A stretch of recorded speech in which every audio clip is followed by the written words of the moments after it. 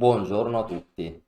Oggi parleremo di Bobby Fischer e parleremo anche di un aspetto regolamentare che lascia molte vittime, non a tutti è noto, che è la regola del pezzo toccato, pezzo mosso.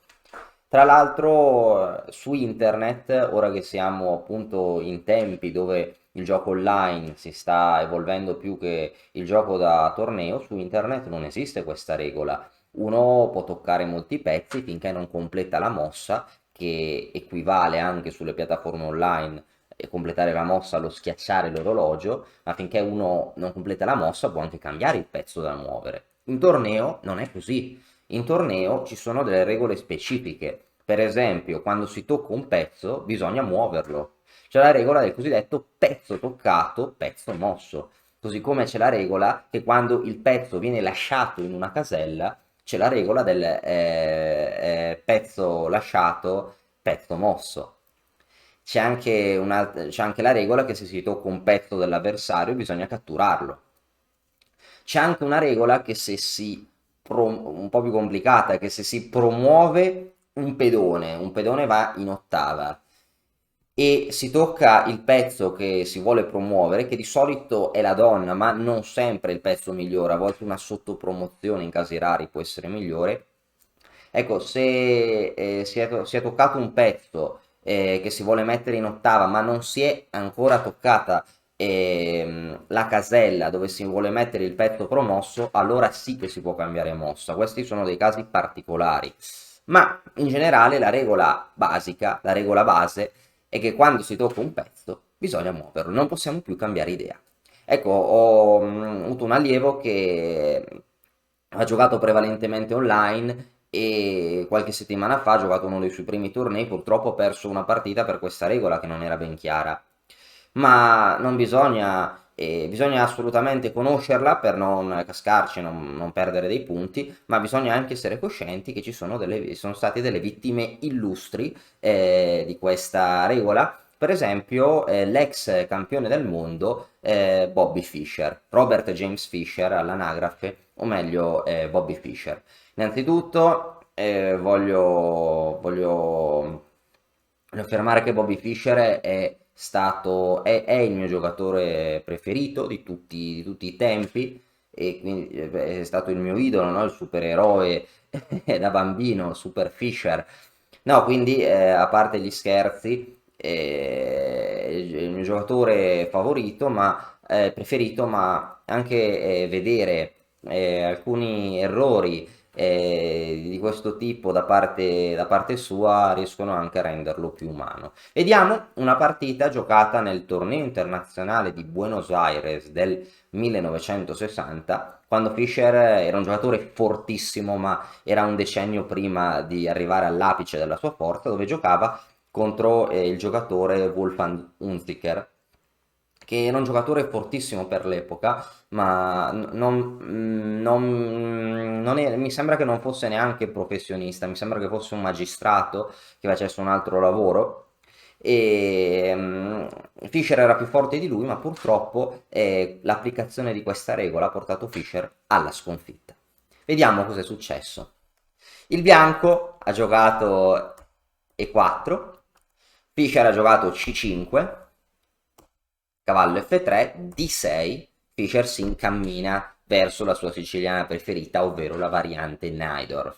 Fischer, soprattutto agli inizi, prima di diventare campione del mondo, era molto rigido nelle sue scelte di apertura. Diceva che giocava E4 per una questione di principio e giocava sempre la siciliana Najdorf col nero. E non possiamo neanche dargli torto perché giocava a pochi sistemi, ma era un grandissimo esperto, li conosceva molto bene. Il bianco ha giocato la siciliana aperta, il nero gioca cavallo F6, cavallo C3, A6, la cosiddetta appunto variante Najdorf. Il bianco gioca la variante più aggressiva che è alfiere G5, ovvero se alfiere G5, e dopo alfiere G5 ci sono qua alla sesta mossa ci sono moltissime mosse per il bianco. E alla sesta mossa adesso sono possibili per esempio alfiere G5, alfiere E3, 3, 4, H3, alfiere 2, alfiere di 2, F3, quasi tutte le mosse legali sono state giocate. H4, torre G1, però alfiere G5 è la variante classica, la variante principale. Fischer ha giocato E6, Bianco ha giocato F4, qua ci sono innumerevoli varianti. Una delle più popolari adesso è la variante del pedone avvelenato con donna D6, comunque Fischer ha giocato alfiere 7, il bianco gioca donna F3, Fischer gioca donna C7, il bianco arrocca lungo, il nero arrocca corto, il bianco gioca alfiere D3 e volevo dire che arrocco corto ci può stare anche se per esempio alcune mosse più giocate sono cavallo BD7, una mossa più giocata con l'idea per esempio di giocare B5, che comunque il nero ha arroccato corto, il bianco ha giocato alfiere D3 e il nero ha giocato cavallo C6. Ecco, questo è un sistema un po' minore dove il bianco ha catturato il cavallo, il nero ha preso con il pedone, il bianco ha giocato donna G3 che è sulla stessa... Ups, che eh, che è sulla stessa linea del re. Ecco, a questo punto, dopo donna G3, siamo chiaramente, palesemente, in una situazione dove i due re sono appunto, sono arroccati in ale diverse, quindi bisognerebbe giocare una partita d'attacco e contrattacco. Una delle regole è che bisogna lanciare i propri pezzi, i propri pedoni sull'altra ala e bisogna assolutamente evitare in generale di toccare la struttura di fronte al proprio arrocco. Bene, in questa posizione Fischer si dimenticò per un secondo che la donna era incolonnata sulla colonna G dove c'è il suo re e giocò H6 e toccò il pedone H con l'idea di spingerlo in H6 per attaccare l'alfiere bianco e obbligarlo a muovere. Peccato che con il pedone ancora in mano Fischer si rese conto che il pedone in H6 in presa H6 avrebbe portato alla catastrofe per via di alfiere per H6 perché l'alfiere non si può prendere per via dell'attacco a raggi X contro il re nero per via dell'infilata, quindi H6 avrebbe portato a conseguenze disastrose. Col pedone ancora in mano, pur non avendo lasciato il pedone, era ormai troppo tardi. Fischer era ormai obbligato a muovere tale pedone. E essendo H6 Madonna G3 pessima, Fischer fu costretto appunto a giocare H5, che è un'altra mossa che non è affatto buona, ma almeno non perde il pedone. Questa mossa è pessima, è una mossa che Fischer non avrebbe mai giocato se non avesse fatto l'errore di toccare il pedone H, perché indebolisce il proprio arrocco. Spingere i pedoni in una situazione così di arrocchi contrapposti, toccare il proprio arrocco è un atto che indebolisce fortemente la propria posizione. Sarebbe stato meglio cercare controgioco nell'altra ala della scacchiera. E qua Unziker, implacabile, pur essendo un giocatore inferiore a Fischer, vuoi quello che vuoi, riesce ad approfittare delle debolezze create dal nostro campione. Ovviamente sì, poi qua il bianco ha vinto questa partita bellissima e io ho voluto far vedere questa partita dalla prospettiva del nero perché appunto per me Fischer è stato il mio eroe, no? Quindi voglio farvi vedere la partita dal suo punto di vista, anche se magari l'esperienza non è stata molto positiva, sicuramente la maggior parte di voi, me compreso, ora preferirebbe avere il bianco e Unziker è implacabile, gioca E5. Dopo E5 Fischer catturò, F per E5, cavallo G4. Il nero sta cercando disperatamente appunto di mantenere difensori, di chiudere la colonna G. Altre mosse come per esempio cavallo D5 tra le altre cose potrebbero imbattersi in alfiere H6 per esempio. E ora non c'è nessun pezzo che può interporsi in G4 e il nero come minimo perde la qualità e la partita, ma forse succedono danni ben peggiori, per esempio potrebbe seguire il sacrificio alfiere per G6. Sacrificio alfiere per G6 probabilmente vincente, perché se minaccia una scoperta d'alfiere decisiva, fiere vie matto, e qualora il nero catturi in G6 seguirebbe donna per G6, raccotte, donna G7 matto. Dopo cavallo C4, Unziker continuò con alfiere per E7, donna per E7, cavallo E4.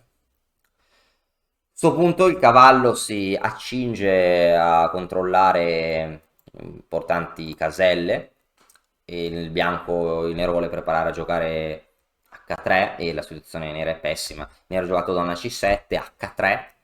A questo punto il cavallo deve muoversi, perché su donna per E5 la donna bianca è difesa dal cavallo, quindi il bianco può semplicemente guadagnare un pezzo. Ecco, e ora diciamo che il pedone H costituisce un grandissimo indebolimento. Per esempio, su cavallo H6 probabilmente il bianco avrebbe già partita vinta, per esempio, in vari modi. Per esempio, un modo mi viene in mente, cavallo F6 scacco, il cavallo è tabù, non si può catturare per via dell'inchiodatura, e su re H8 già il bianco può, per esempio, tra altre cose, prendere il pedone H5 attaccando G7 con un vantaggio davvero decisivo. E Fischer catturò in E5, cavallo F6 scacco, re H8 e ora la splendida donna G5. Appunto si vuole prendere il pedone H che sta indebolendo fortemente l'ala di re del nero. In caso di, per esempio, in caso di G6 per difendere H5 seguirebbe donna H6 matto. In caso di G per F6 seguirebbe donna H6 scacco, re G8, donna H7 matto. Fischer catturò in D3, qua il bianco cavallo per I3 scacco, se non fosse scacco sarebbe addirittura possibile dare matto. Dopo cavallo per D3 il bianco prosegue con torre per D3. E ora si minaccia matto, su G6 c'è sempre donna H6 matto, il bianco prosegue con G per F6 ma ormai tutto è finito.